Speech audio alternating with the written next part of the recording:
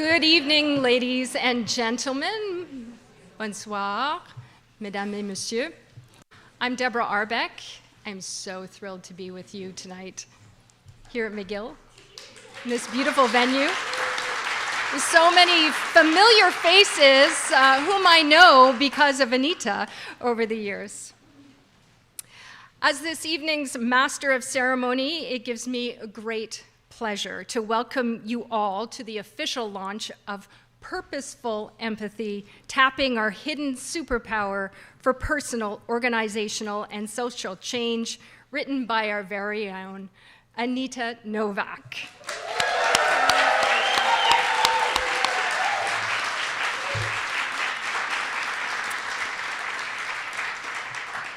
Anita has asked me to read the following. Tonight, we gather on the traditional land of the Kanien'kehá:ka, which has long served as a site of meeting and exchange among First Nations. Grateful for many generations of stewardship, let us strive to nurture relationships and Indigenous peoples that advance truth, reconciliation, and justice based on the values of respect, trust, cooperation, and of course, empathy. We're going to hear from Anita tonight very shortly, but we have a little bit in store for Anita before we do. First of all, it is my great pleasure to introduce Dr. Thupten Jinpa Langri. Jinpa is a Tibetan Buddhist scholar, a former monk, and expert in religious studies and Eastern and Western philosophy. He is the founder and chairman of the Compassion Institute, which strives to advance compassion as a guiding principle and active force to foster a more caring world. He is also the chairman of the Mind and Life Institute, which brings together science and contemplative wisdom. Since 1985, he has also served as the principal English translator for His Holiness the Dalai Lama. Given the important work Jinpa does at the intersection of spirituality, neuroscience, and social good, Anita invited him to say a few opening remarks this evening. Unfortunately, he can't join us tonight because he flew to New Delhi on Monday at the urgent request of His Holiness. Given that he could not be here in person, however, he recorded a short video message.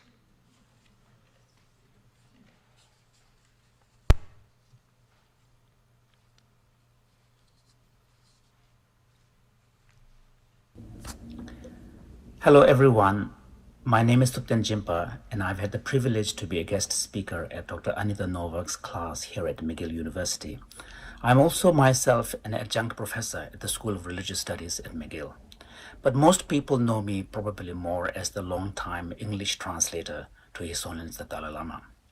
So let me first of all congratulate Dr. Nowak on the publication of her wonderful book. This book, Purposeful Empathy, is not only hugely important, but I believe it's also very timely. As we are coming out of a long pandemic, there is now in society a greater receptivity to the message of empathy.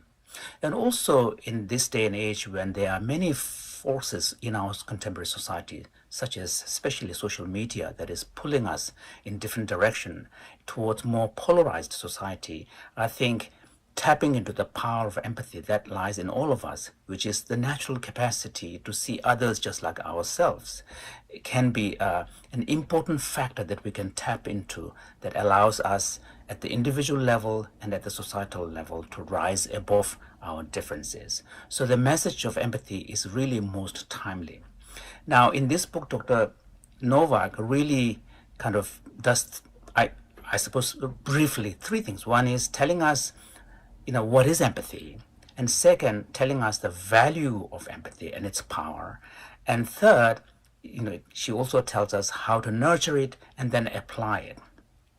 Now, science lately, particularly coming from the non-human primate research, has powerfully demonstrated the importance of empathy as a basis for us able to live as social creatures. It is the fundamental quality that allows us to connect with others.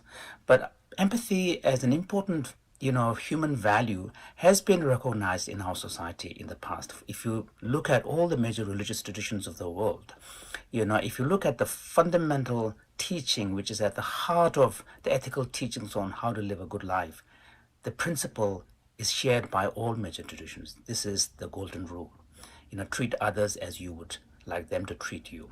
What is also very remarkable about, Dr. Nowak's book is that there, most books that tries to distill the insights coming from science to the general public tend to stay at the level of education. But Dr. Nowak goes beyond this. And this is where her genius as a coach, as a professor in business school, which is a very practical discipline, comes through, where she not only tells us what empathy is and what is its power, but she also tells us how can we nurture this, and more importantly from my point of view, and I suppose more challengingly, she also tells us how can we apply it.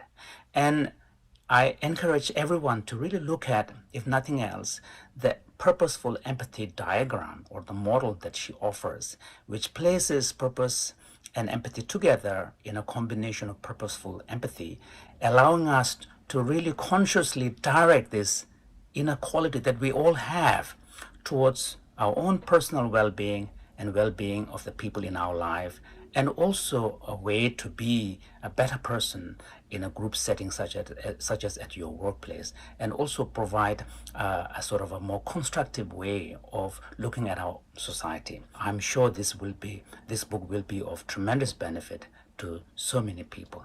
Thank you. Thank you all.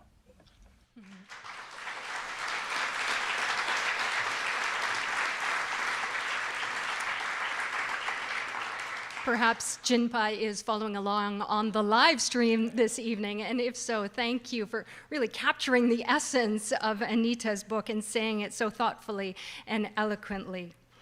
I'd like to now welcome Lina, Dieudonné, and Avary Etienne-Samuel to the stage. They represent more than 1,000 alumni who have taken one of Anita's classes over the past 11 years of teaching at the Des Hôtels Faculty of Management. Anita thought it was best to be introduced by the lens of her alumni. Please welcome Lina and Avary to the podium.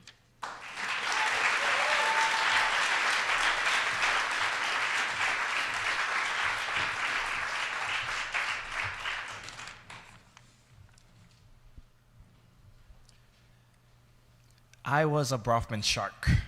That's what we called ourselves at the Des Hôtels Faculty of Management. There were suits and briefcases everywhere. It was all about creating wealth. Global issues, sure, we knew they existed, but that's somebody else's problem to solve. The private sector is the key to a prosperous life. The private sector was evil. Joining it would be like selling my soul. I was going to use my career to do good. That meant either I join an NGO or I'd become a politician. I wasn't in the Faculty of Management. I was in the Faculty of Arts. I walked into Anita's first class of social entrepreneurship and innovation. She's kind, a little fluffy, kind of like a puppy. She talked about things like poverty and gun violence, things I had put in the back of my mind. Now I had to face them. But what can I do about these issues? I wasn't going to be a politician or work for an NGO like Lina. I was skeptical too. How could the private sector solve global issues? But I was drawn to Anita's presence. She filled the room. And the stories. I'd never seen any prof be so vulnerable. So I left the first class with mixed feelings. But next class, it got weird. Anita asked us to gaze into the eyes of the person next to us. Imagine the eye rolls. What's this woman teaching? And this was just the beginning. All term, she kept pushing and pushing for us to be vulnerable. That's the theme of every class. You're vulnerable and slightly uncomfortable. However, you gradually give in. It clicks, you connect the dots. And you end up becoming slightly hopeful. I started realizing how black and white my thinking was. The private sector wasn't all bad. It could be a tool for change. But I still thought she was fluffy. Then we had a class on spirituality. Now that's pretty far-fetched for a business class. Anita can sense my reaction. She called me out by name. So Avary, what do you think about spirituality in business? I was speechless. But that moment did plant a seed. Maybe I could align my purpose with my career. Now that seed will be watered before the end of term. George Floyd was murdered the day before our final presentation. Anita started the class by giving us time to talk and grieve. But then we were expected to present our final, a final worth 40%. The conversations were intense and emotional. How can I present now? It just didn't feel fair. So I called her out on it. Months later, I was surprised to get a message from her. She had reflected deeply on my comments. We met and we spoke. And we learned to understand one another. Anita, I realized just how much you did care in that moment. You are the most genuine professor I've had the privilege of learning from. You gave me the courage to be vulnerable, to be myself, in the workplace and in everyday life. Because of you, I even joined the private sector. But I did it while staying true to my values. I worked in social impact consulting and impact investing. I'm now working at an NGO, but I'm doing that by choice, not because I think that's my only option. And I work with purpose. I'm a business consultant, but I focus more on companies that solve global complex issues. I sit on boards for nonprofits, and most importantly, I always stay true to my values. I'm no longer a Brahman shark. Our stories aren't unique. Everyone who's taken your class has been touched. And there's something special about our relationship to each other. We're bonded by a common experience. We're not strangers. We're Anita's alum. And now let's hear from some of Anita's other alums.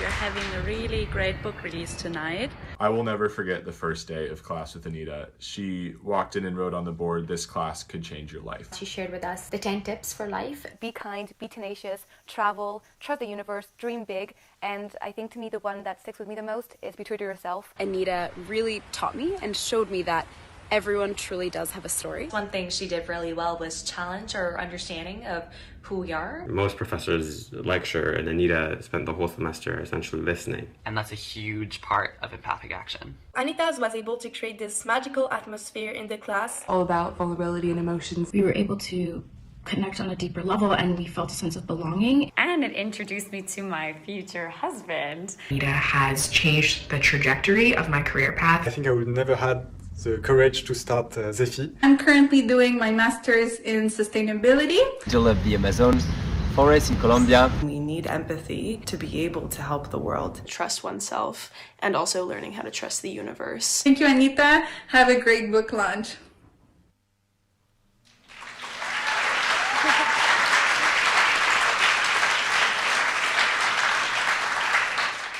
And now, please welcome Anita Nowak.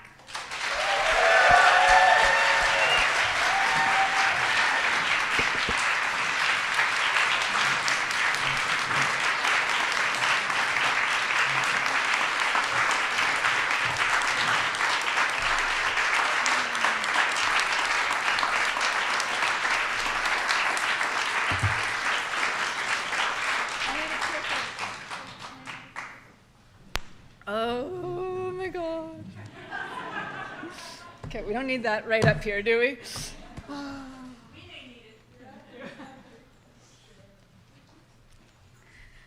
Thank you, Lina, and thank you, Avary, and thank you, everybody who was part of that video. And I want to thank my alum. In fact, a full third of this room are alum. Please stand up so we can acknowledge the next generation of leaders.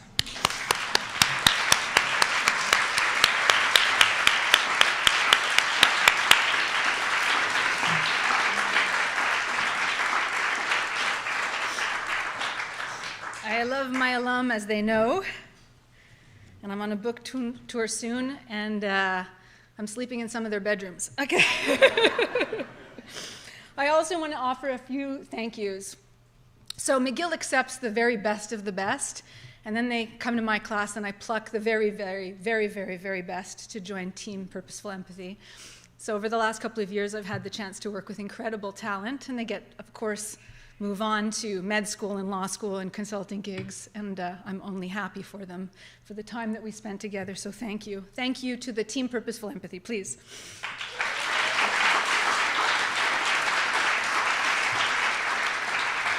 Tonight takes a village. I want to also thank the 13 fabulous alum that have helped make this magic tonight and keep me young. And I want to thank them too, please. Thank you, thank you, thank you.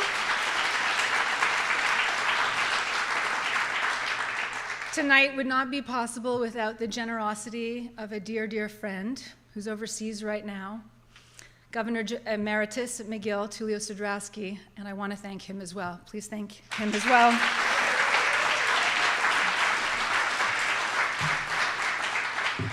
Now I'm going to take a second to just read from the dedication page, because there's some important people I want to thank as well. As an educator, I dedicate this book to all those who have taught me to be a better human being. My mom, who taught me about kindness. My dad, who taught me about courage. My sisters, who have taught me about resilience. Jules, Deb, Sue, and Care on the live stream, who taught me about friendship. Tulio, who taught me about generosity. Bruno, who taught me about self-awareness. Jim, who taught me to believe in myself. All my students who have taught me about co-creation. Georgi, who taught me that dreams come true. And Annika, who taught me that miracles happen. Please thank all of the people in my life.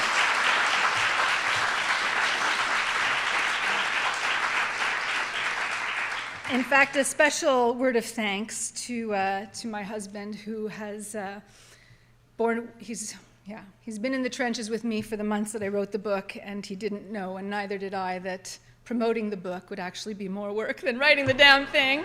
So I want to say thank you. And to my daughter, I was planning to have this event. The dream was on my 50th birthday, which is exactly 1 month ago. But I needed extra time to write, so the deadline got pushed off. But on my birthday, my daughter gave me a handmade card, and this was the cover. I don't know. So thank you, my dear. I really appreciate it. All right.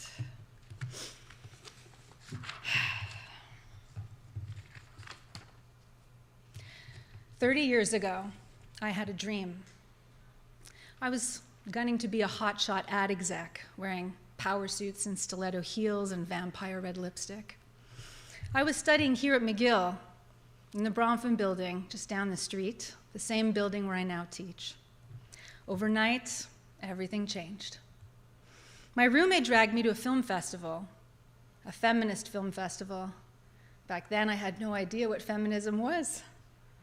Together, we attended a screening. It was a documentary about the plight of women around the world. Throughout the film, I was sick to my stomach, learning about female genital cutting, women being stoned to death, girls being trafficked as sex slaves. I had no idea any of this was happening. No idea. How could I not know that millions of women around the world were suffering like that? That night, I went from material girl to social justice warrior. I started volunteering for women's organizations. I devoured the classics of first, second, and third wave feminism. I knew what feminism meant. I also learned about neoliberalism and hegemony and praxis. It was intoxicating to shed my old world views like a snake loses its skin. That documentary was my first nudge from the universe. Fast forward a decade. I was at the opening session of a conference, and 4 people were up on stage, each a survivor of a different genocide. Rwanda, Cambodia, Bosnia, and the Holocaust. Esther Mujawayo got up to speak. Behind her was a photograph projected onto a giant screen. She said, "You see these 40 people in this picture? That's my extended family, gathered for a family celebration. Shortly thereafter, the massacre began. I survived. My daughter survived. Everyone else, gone. The room felt silent, and she continued. You Westerners tell me, if only we had known it was happening, we'd have done something.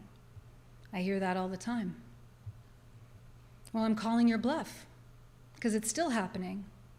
All over the world, people are suffering, and you continue to fail us. Listening to her, I felt my ears burning, like they were on fire, and like she was talking directly to me. Esther's rebuke was my second nudge from the universe.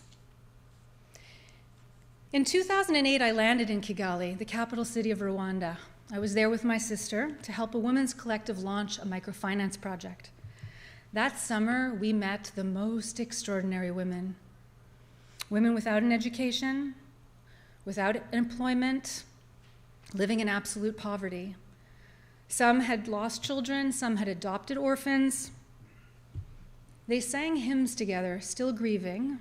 They also danced and laughed together with the courage to face another day. We hadn't planned on shooting video testimonials, but survivors wanted to share their stories, and they wanted to have their experiences documented. One of those survivors was a minister. His family had taken refuge in a church until they were discovered by the génocidaires. They slaughtered his wife and his 7 children before his very eyes. There was nothing he could do to protect them.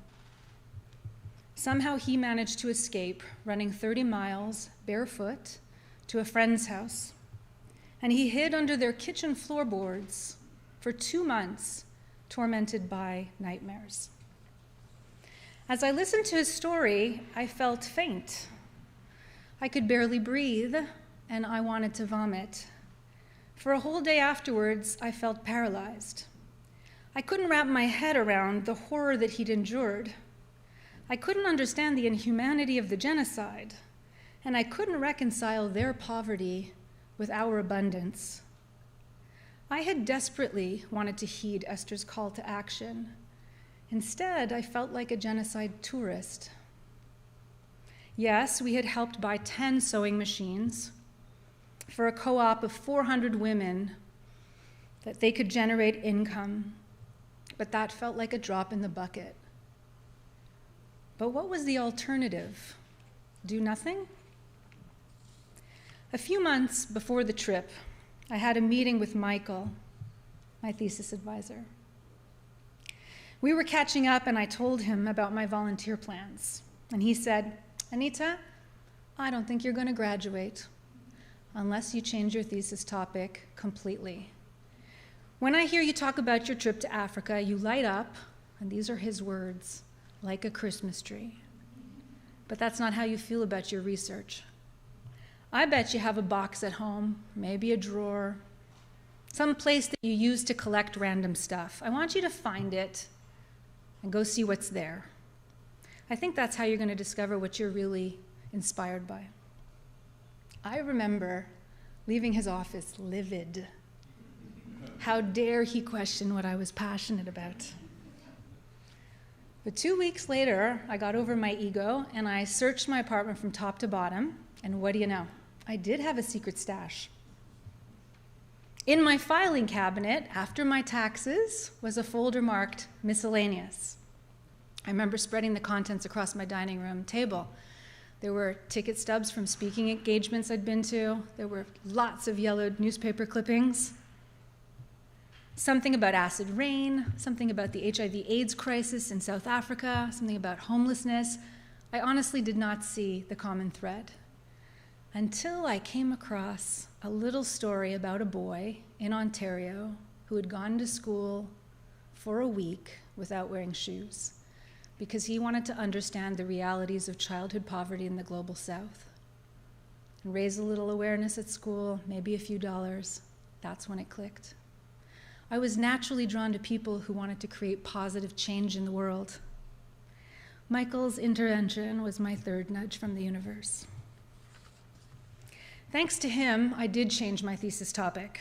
My new goal was to understand what motivated changemakers, because I wanted to design curricula that would inspire the next generation. So I interviewed dozens of social entrepreneurs working on all sorts of issues: global literacy, women's empowerment, access to healthcare. I was completely agnostic to their cause. I just wanted to know what they had in common. And my data revealed a simple and elegant answer: empathy.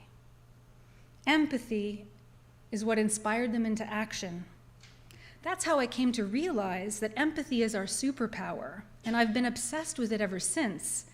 Not just to understand what it is and how it works, but to leverage it on purpose, to transform our relationships and our workplaces, to transform our lives and the world.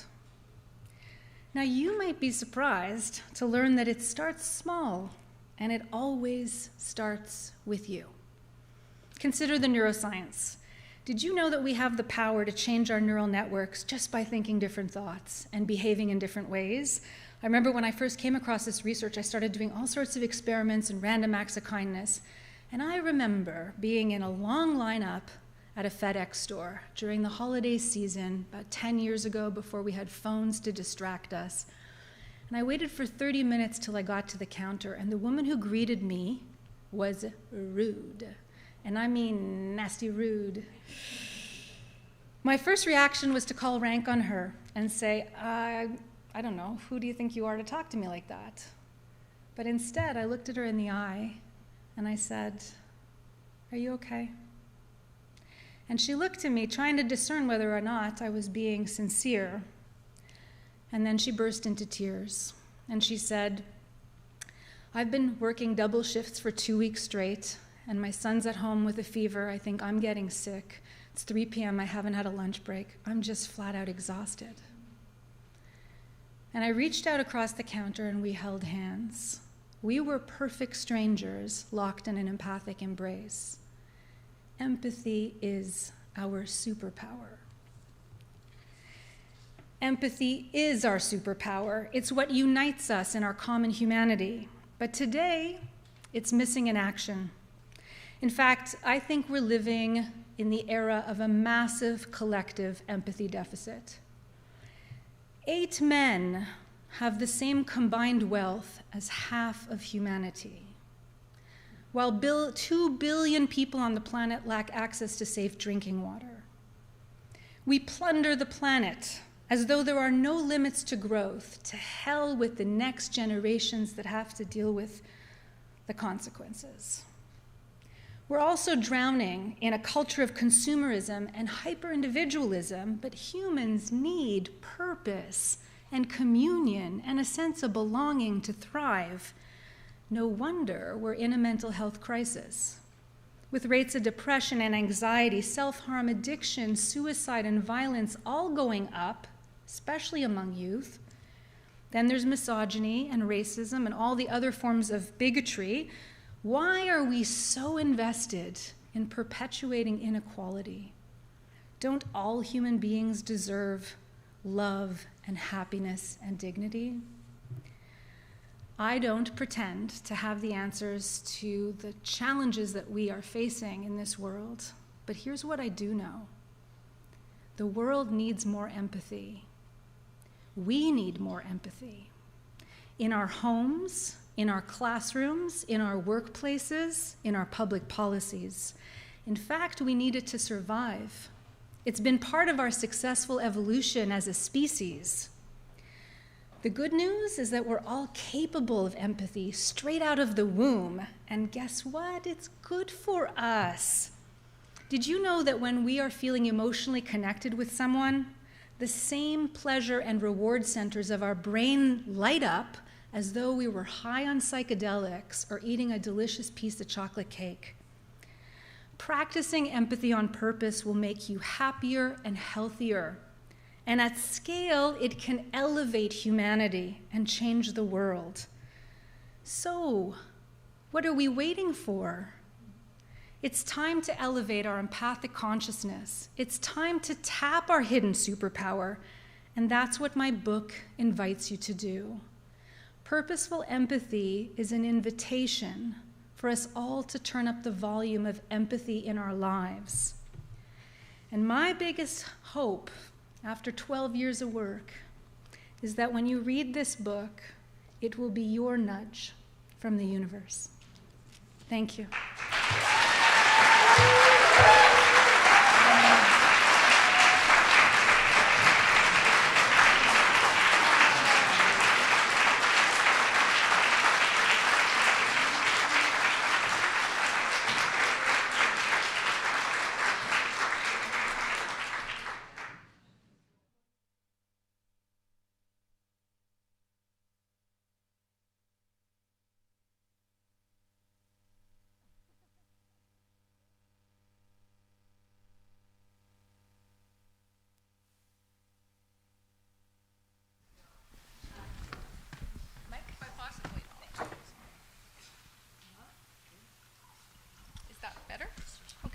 We're having a mic issue. Now you can hear me. There we go. I met Anita about 15 years ago. I was a reporter at the time, and I was covering a fundraiser that you were doing for that organization that you were talking about, the nonprofit in Rwanda. And I met Anita for the first time. And so I'm interviewing her, and I'm listening to everything she has to say about this organization and her values and how struck she was by what she saw and experienced in Rwanda. And I said, this is a person I need in my life. This is a person who has something to say. And this is a person I want to hear from. And so over the years, I've heard a lot from Anita. She challenges you as a friend. She leaves little clippings in your mailbox just to spark thoughts and maybe even just to support something, a conversation that we've had or just a question that I've had. I'm grateful to have her in my life. And I am honored to be here because I, first of all, feel like we've sort of come full circle from that day interviewing you. I've made 2 friends over the years through interviews that I've done, and Anita is one of them. So it's not something I do blindly. She truly left me with an impression. So I'm grateful and so honored to be with you on this day because you've been spreading this message of empathy from day one that I knew you 15 years ago, and to know that that moment in Rwanda was such a pivotal moment for you in what you've become, who you've become, and the success that you will continue to be. I'm truly very, very proud to be with you tonight, and thank you for including me.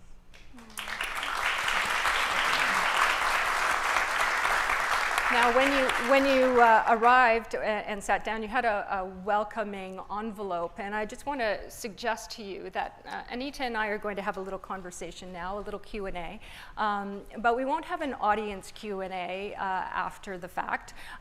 What she is proposing, however, is that you write down any empathy question that you might have, and then at the end of our conversation, as we leave the hall, you can deposit your question with volunteers at the back of the room who will be there to collect them. So please do ask your empathy question. And what Anita will do is record her response, and then she'll post it on social media on her several platforms, so you'll be able to get the answer to your query there. So I'll remind you again before you leave, but please, if you do have a question, feel free. She's looking for many questions about empathy tonight.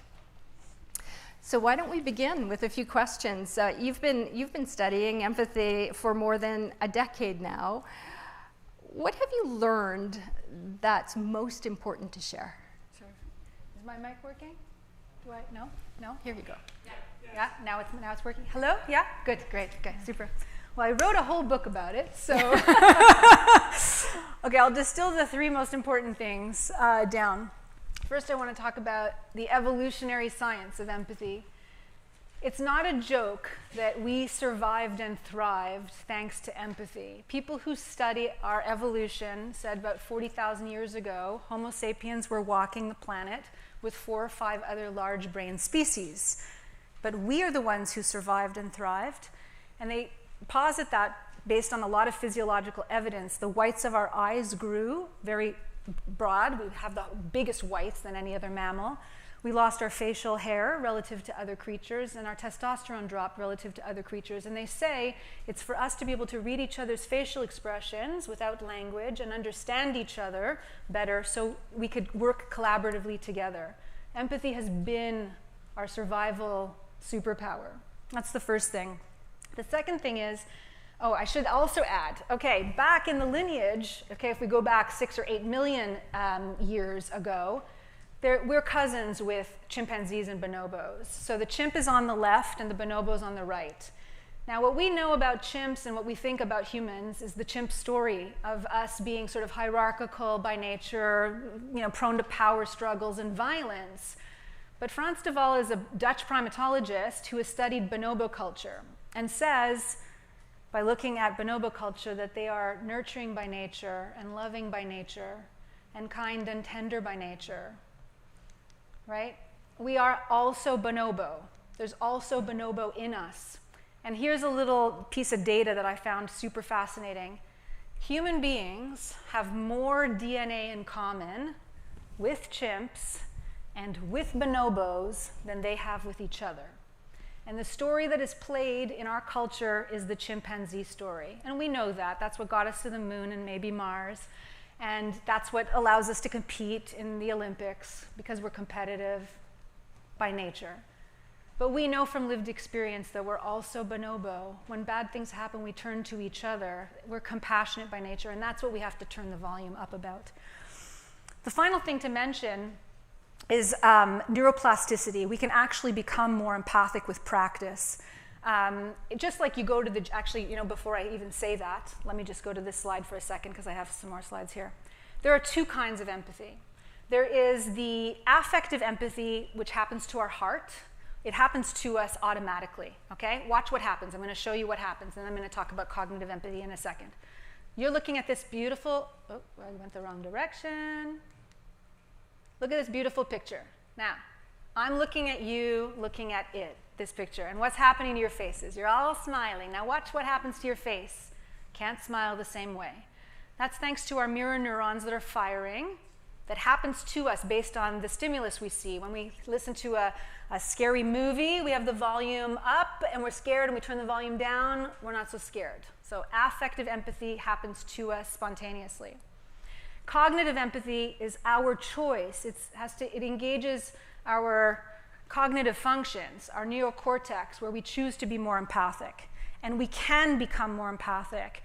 Our brains, just like when I'm going to give another example of this, cognitive empathy, here we go. So there's a picture of these little 3 puppies. Just choose one randomly. Imagine what your puppy's thinking. Imagine what your puppies would say if your puppy could speak. If I asked a random number of you to talk about what these puppies are feeling, you'd come up with really excellent answers, right? Really excellent answers. Because we all have the capacity to imagine what somebody else is going through. But it's not a perfect science, okay? You might say, oh, I'm hungry because you're hungry. Or you might say, oh, I miss my friend because maybe you're missing somebody in your life. But you can become more empathic with practice. So just like you go to the gym and you do bicep curls, you can become more empathic. The example, and I'll leave here, have other questions, is that I want you to imagine that you're a kid that has to cross a football field to go to school in the morning. It's February snow, 2 feet of snow. You got the hard work. You're creating the first set of paths.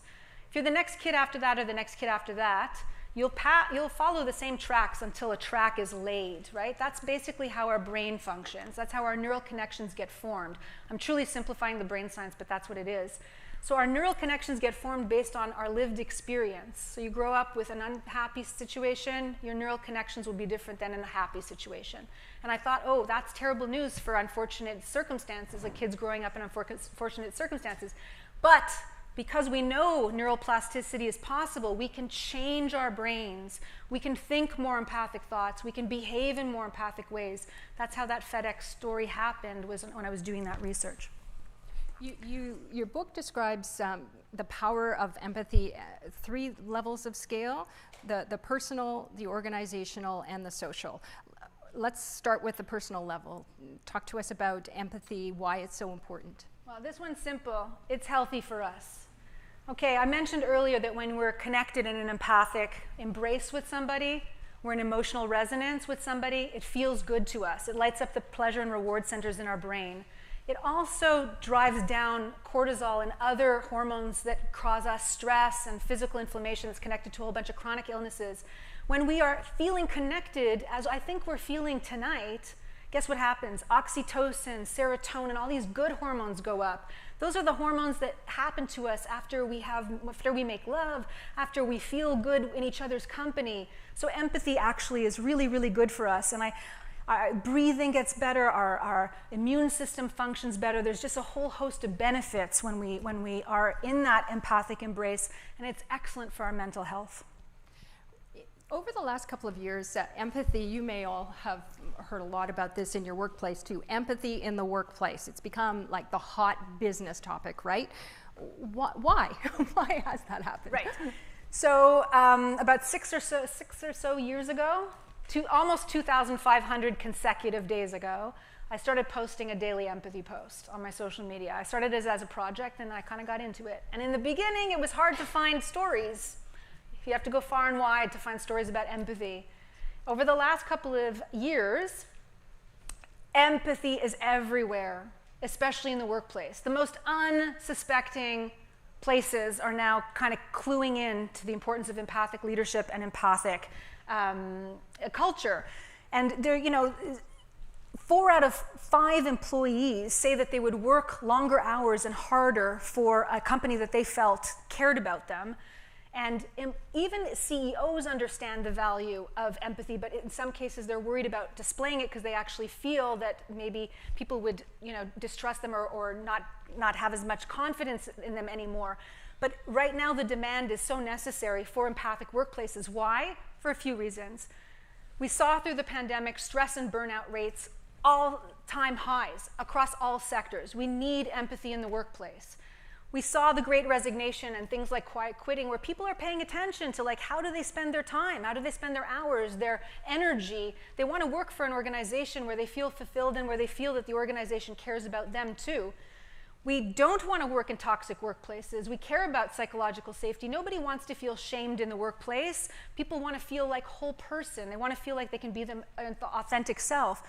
The whole movement towards EDI over the last couple of years has underlined the importance of having workplaces where we care about each other's well-being and that we see each other's differences. And finally, Gen Z, there's actually one more. Gen Z is a totally different generation. In the 10 years that I've been teaching, I've seen a massive amount of change. And they take for granted sustainability, DEI issues, empathy, authenticity. So the workplace has to adapt. And of course, there's all the KPIs. People who have studied the impact of empathic cultures on performance, I'm talking bottom line dollars, have seen sales go up, productivity go up, less absenteeism, more innovation, and it matters to the bottom line. The world right now, we're struggling, right? There are many crises out there. Jinpa was talking about polarization in the world. We've got climate change, we've got systemic racism, we have wealth inequality. You think the answer is empathy? I do. Can it really do the job? Yes, I mean, I know that I'm not naive. I don't want to sound Pollyannish. I understand there's a terrible invasion in Ukraine happening, and Sudan is suffering from its own civil unrest. And there are major ills in the world, but I do think empathy has a major role to play in the face of climate change, when we think about the next generations, in the face of wealth inequality, in the face of other things. I want to read a section from my book. I want to talk about our dear friend Greta. In the spring of 2021, as a fellow with the International Women's Forum, I participated in an executive education program at Harvard Business School. Using the CASE methodology, we analyzed the parent organization that produces Sesame Street. Our goal was to determine why the nonprofit had faced years of steady financial decline. By the end of our class discussion, we reached 3 major conclusions. The organization had been complacent, had ignored major changes in the external environment, and had failed to recognize that it was part of a living system. The second half of the case explored what the new CEO did to turn things around. It was compelling, but I was locked in deep reflection about my undergraduate students and alumni. The longer I pondered our diagnosis of Sesame Street's losing streak, the more parallels I saw with business as usual. What seemed obvious in retrospect about the organization's steady downfall was reminiscent of many conversations that I was having with the younger millennials about how we organize society today. In their eyes, we are being equally complacent and myopic, not to mention selfish and short-sighted. Consider the fact that everything is more expensive for them than it was for their parents or grandparents, including housing, healthcare, and education. And their tax dollars continue to subsidize big business and the fossil fuel industry, which will come back to bite them in the form of austerity and cuts to their pension and social security, not to mention climate change. On a planet with finite resources, the idea of extractive growth doesn't make sense to them. So there's no question about transitioning to zero-emission energy and protecting our planet's diversity. And to younger people, it's only fair that we evolve to a more equitable system founded on collective well-being, not individual greed. Who can blame them when it's been calculated that the UN SDGs, the 17 UN SDGs, could be achieved by 2050 at an estimated cost of $230 billion a year, a fraction of the $1.3 trillion that the world governments spend annually on military. To the next generation, it's crystal clear that a massive paradigm shift is needed. What's confusing to them is our ambivalence. A few years ago, Greta Thunberg punctured our collective consciousness with her "How dare you" speech at the UN General Assembly. In some circles, she was celebrated for calling out world leaders. Others were appalled. How dare a kid, a girl no less, publicly upbraid statespeople like that? I believe that beneath a veneer of anger, one usually finds pain, fear, or grief. Viewed in that light, Greta's message ought to be understood as a cry for help. Greta wasn't the champion of a hostile social movement. She was the unlikely spokesperson for her generation, pleading for empathy and begging for action. The same holds true for education activist Malala Yousafzai, the teens behind March for Our Lives, and anyone who has stood in solidarity with Black Lives Matter, Standing Rock, or Me Too. These campaigns were not motivated by rebellion. They were inspired by the hopeful possibility of widespread, purposeful empathy. So yes, I do think empathy could change things. Well said. We've been talking a lot about AI in the news lately. New technologies are calling into question what it actually means to be human. So what role does empathy play in that conversation?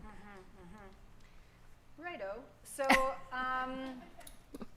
I remember being at a conference in a building just down up the hill.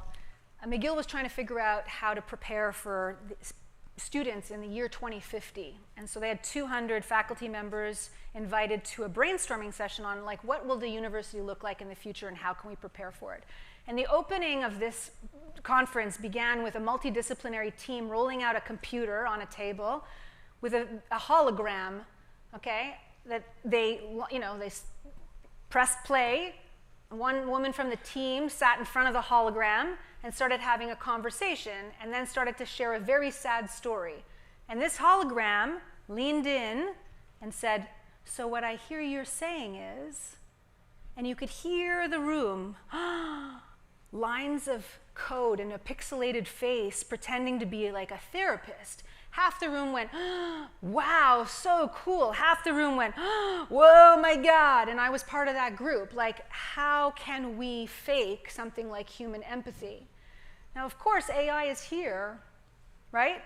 What does that mean for humanity? What does that mean for empathy? I think there are some probably really good applications. People can step into exoskeleton suits and feel what it's like to be in an aging body. That could be very helpful for med school students or even practicing doctors, right? Can help AI chatbots in elder homes where people have dementia and tell the same story all the time, don't get enough visitors. Maybe a robot is a good idea. But I'm afraid of technology that finds itself within the framework of neoliberal capitalism and what that means, and that there's not enough guardrails. And I think about just the one data point that kind of gets under my skin. There is this thing in humanity where, you know, we find kind of robots kind of cool, but then there's this moment called the uncanny valley where if something gets too close to human-like and it's too anthropomorphized, we all of a sudden shudder with fear. What now is happening is that we have created androids that are programmed to do 50 sexual acts at this point. What's going to happen when we have machines that are programmed with skin that feels the same temperature as natural skin, where you come home and your robot greets you and you never have to complain, they laugh at your jokes? Like, I don't know, I just kind of worry about how that's going to erode our relationship. So that's for me a very tangled situation, and we need to pay attention. That leads nicely into psychedelics. It's a chapter in your book devoted to the neuroscience of empathy. You write about the potential of psychedelics. So tell us about your thoughts on that. Right. So my dad's in the room, and so is my mom. My parents raised me, and my two sisters. And this is what sex ed sounded like in my household, according to my dad. If you come home pregnant, don't come home. Okay? That's what I heard. And the other thing about drugs was just don't do drugs. Okay? I grew up with that. All right? So I'm not going to jump from the bleachers and say we should all get high on psychedelics. Okay? But my thinking on drugs has changed a lot. You know, back in the day, in the 60s, there was a lot of research at the most famous research institutions around North America studying the potential of psychedelics. And they had major inroads in terms of mental health, dealing with depression and alcoholism, all sorts of very important research. And Nixon came along and said drugs are public enemy #1, and then it all went underground. And now there's a renaissance of research on psychedelics and the potential. People with OCD, people who have panic disorders, and it's really, really helpful for them. And I remember reading about the origin story of MDMA. The street name is ecstasy. So back in what the year was, let me see if I write it down, in the 70s. No. Hold on. Merck, the pharmaceutical Merck, in 1912 invented MDMA. And then it was actually used as to mix compounds of other drugs or something like that. And then it kind of got shelved for a while. It wasn't until the 70s that some researcher discovered it and started experimenting, which he was doing in his lab anyways, and discovered that the major property of MDMA was empathy. So it started to make its way out into the public space. And in fact, the drug was originally called, so ecstasy was first called empathy because of the feeling we had. But somebody in LA who was selling to the clubs said, I don't think empathy is going to sell as well, so let's change it to ecstasy. That's the real story I discovered, okay? And so I think there's a possibility that psychedelics could play a role in terms of elevating our consciousness and connecting us. I mean it in doing it in safe places. I don't mean like let's let it all loose, but I think there's a role for it. You talk about self-empathy in the book, and explain to us what it means exactly and why it's important. So I think there's a whole chapter devoted to empathy superheroes. These are all the people on the front lines. Oh, I passed that already. Let me move on. You know, we're talking about the frontline healthcare workers, we're talking about educators, humanitarians, social entrepreneurs, people who are constantly being empathic. That's their purpose in their profession. And they are experiencing inordinate higher rates, disproportionately, of burnout. But that's also now seeping in across all the other kind of career choices too. We're just burnt out as a culture. And so we need to practice self-empathy. We absolutely need to. There are limits, right? Otherwise, you kind of face compassion fatigue, and then you're not useful, and it can get worse. So I think it's really important to adopt practices of self-care. One of them is called Shirin-yuku from Japan. It's translated into forest bathing, just the simple idea of going out into the woods and being around nature. We sort of dislocated from nature. We have to really kind of remind ourselves of the healing properties and the oneness that we can feel with nature. And one that I have to work on still is like, you know, I could work a long day, and you've been witness to it, some long days, and even at the end of the day, 10 hours, 12 hours, 14 hours later, laying in bed thinking, hey, I worked hard today, but I didn't get to this, this, this, and this, and this. And you start spinning, right? And we're all like feeling anxious and not sleeping well, and you wake up with like your teeth grinded, you know? I was interviewing somebody for my podcast who studies mindfulness and compassion, and he said, the simple act I offer to you via him to just put your hand on your heart at night and feel the warmth between your hand and your chest, and just breathing into that space and reminding yourself, I'm just a human. I did as best as I could. Tomorrow's another day. Self-empathy is very important. It sounds much more interesting than many of the self-care things that you might hear on TikTok, or as you point out in your book. I'm not on TikTok. Yeah, exactly. Nor am I, actually. Okay. I have nieces, though, who are on TikTok.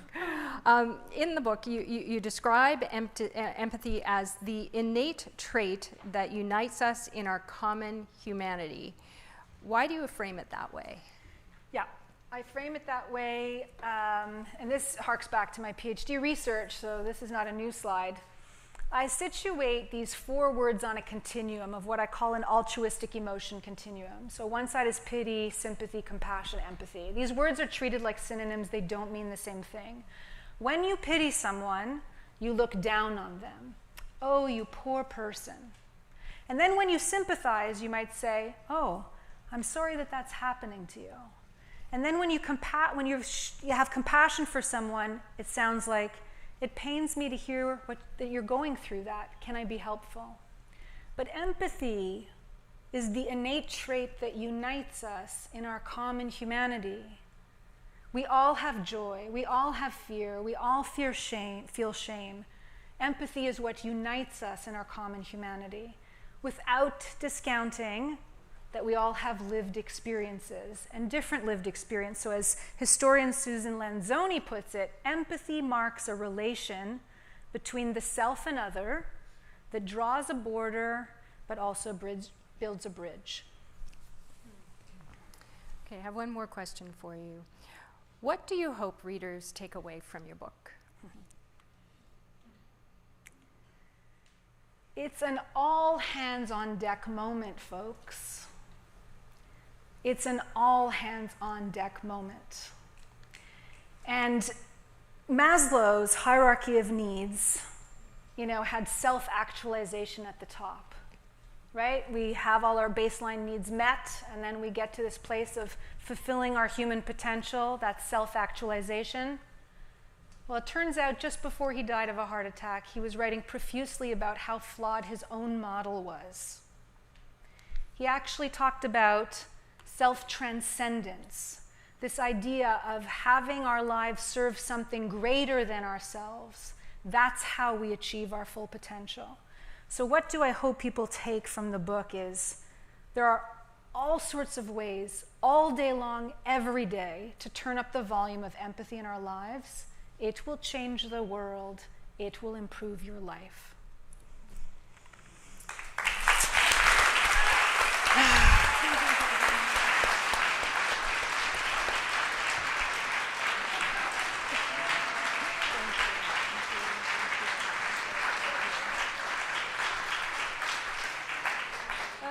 Anita, congratulations. I'm so looking forward to all of you reading this book. It's so wonderful. There's so many great tools and suggestions in the book about how to develop or have a more Purposeful Approach to Empathy, and it's really, really worth your read, and I look forward to all of you picking it up tonight. As you leave the hall, just want to remind you that you should put your empathy question into a volunteer at the back of there you are. They're waving at us now at the back there. Anita is welcoming you all to a reception, so please join us for that, as well as a book signing. So thank you all for coming out. And Anita, take a bow. Stand up, take a bow.